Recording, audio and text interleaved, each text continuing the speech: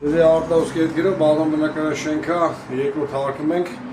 երկու կողմանի ժողվում է, այսինքն այստեղ սենց արտահայտված է, բաղանիքը գողն էլ տակի հարևան է, երբեմն է նկատում։ Այսինքն բաղանիքի հատվածից, ըստ այս հատվածներից կաթոց է նկատում, այս պահին ջերմատեսիլով այստեղ ֆիքսված բան չեմ տեսնում, բարձրացնենք հաս։ Երրորդ հարկում եմ անցնում որոնումների, ջերմատեսիլով այսպեսի բան է դիտարկում,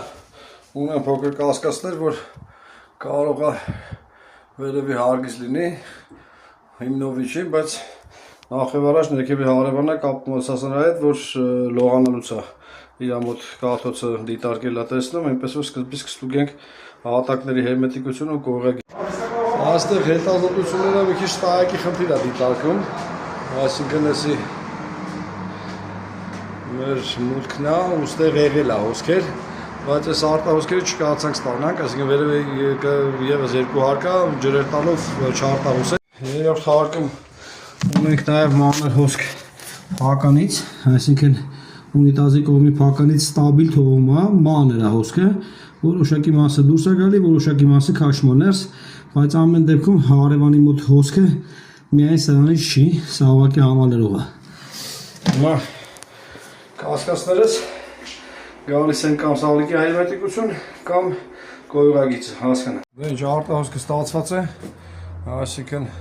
Անտեղ սալիկի հերմետիկությունն էր, բարձրանամ ու հասկանամ որտեղից։ Չորվում չենք կարող սվառենք։